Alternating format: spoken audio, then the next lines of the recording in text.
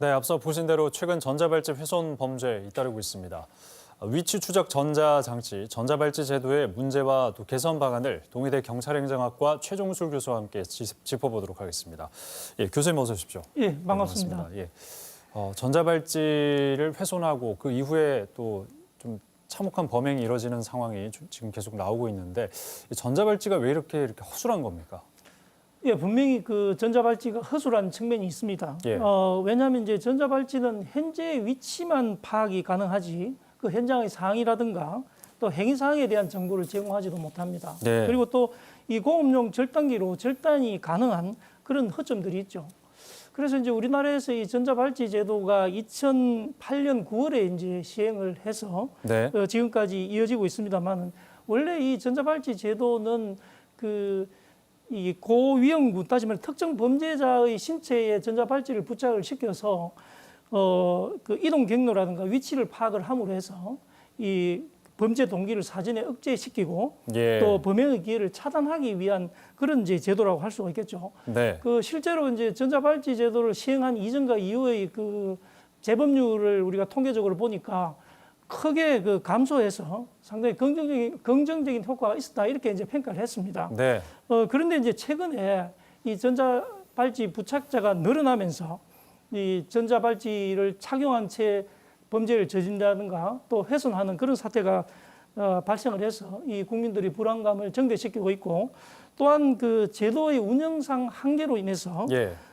대책 마련이 절실한 그런 상황이라고 할 수가 있겠습니다. 그러니까 도입 초창기에는 그리고 뭐 어느 정도 전자발찌를 착용한 전과자들이 통제 가능한 수준일 때는 이게 효과가 있었지만 지금은 그 수가 많아지고 있는 상황이고 관리 인원이 부족하다 보니까 이렇게 전자발찌를 끊고 또 이후에 범행을 저지르는 일들이 지금 발생하고 있는 건데 그러면 관리 인원을 늘리면 되는 겁니까? 어떤 개선점이 필요할까요? 뭐 그 외에도 이제 여러 가지 우리가 개선점을 생각을 해야 되겠습니다만 첫째는 그 재범 예방 관리 감독의 이게 부실이 상당히 큰 원인으로 지금 지적이 되고 있기 때문에 네.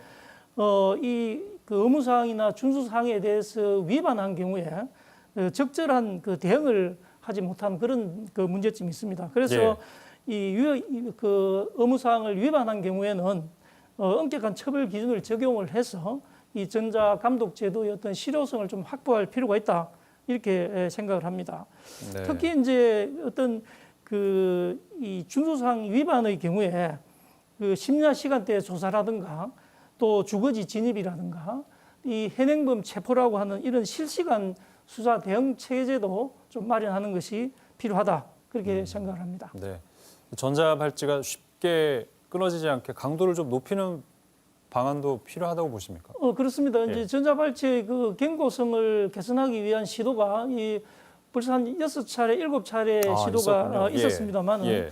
뭐 계속 이제 그런 문제점들 지금 보완해 나가야 된다 그렇게 생각을 합니다. 그러니까 단순히 이게 전자발찌를 훼손하는 것도 문제지만 이후에 이제 범행으로 이어지는 그런 상황들이 더 큰 심각성을 가져오는 부분 아니겠습니까? 실제로 동래구에서 전자발찌를 찬 20대 남성 성범죄를 저질렀고요. 그리고 지난 7월에는 40대 전자발찌 착용자가 또 해수욕장 주변에서 또 몰래 촬영을 하다가 체포된 적이 있는데 이런 문제점들을 좀 미리 막을 수 있는 방안은 뭐가 있다고 보십니까? 예, 아까 앞서 말씀하신 것처럼 이 전자발찌를 착용한 범죄자가 해마다 증가하고 있고 네네. 또 이 날로 증가하는 이 감독 대상자에 비해서 전문 인력이 상당히 부족한 전담 인력이 굉장히 부족한 상황이죠. 네. 뭐 그래프에서도 보시는 것처럼 이 10년간의 어떤 통계를 보시면은 그 전자발찌를 한 번이라도 착용했던 사람들이 2016년 이후에 약 한 4천 명대를 유지를 합니다. 네. 그러다가 이제 지난해부터 이 가석방 일반 사범에 대해서도 이제 전자발찌 부착 대상자가 됨으로 해서 많이 늘었군요. 많이 늘어나게 되죠. 그래서 6천 명 수준을 이제 증가했죠. 6천 명 수준으로. 그래서 올해 7월 기준으로는 약 한 그래프에서 보시는 것처럼 8,166명으로 지금 8천 명을 넘긴 그런 상태입니다. 네.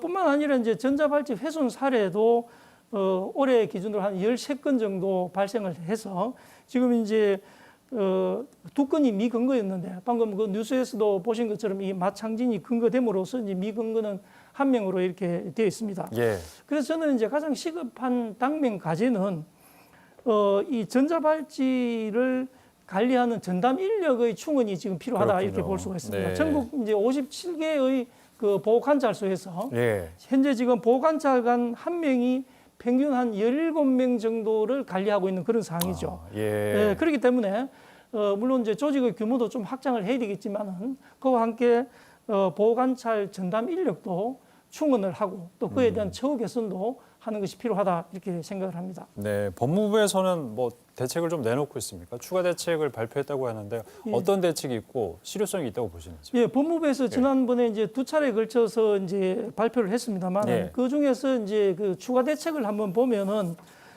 예를 들면 전자발찌 훼손 때 주거지에 즉각적인 압수수색을 하겠다라든가 또 외출 제한 위반 시에는 현행범으로 바로 체포를 하겠다. 네. 뭐 이런 것도 있습니다. 그리고 고위험군에 대한 심리 치료를 강화하겠다.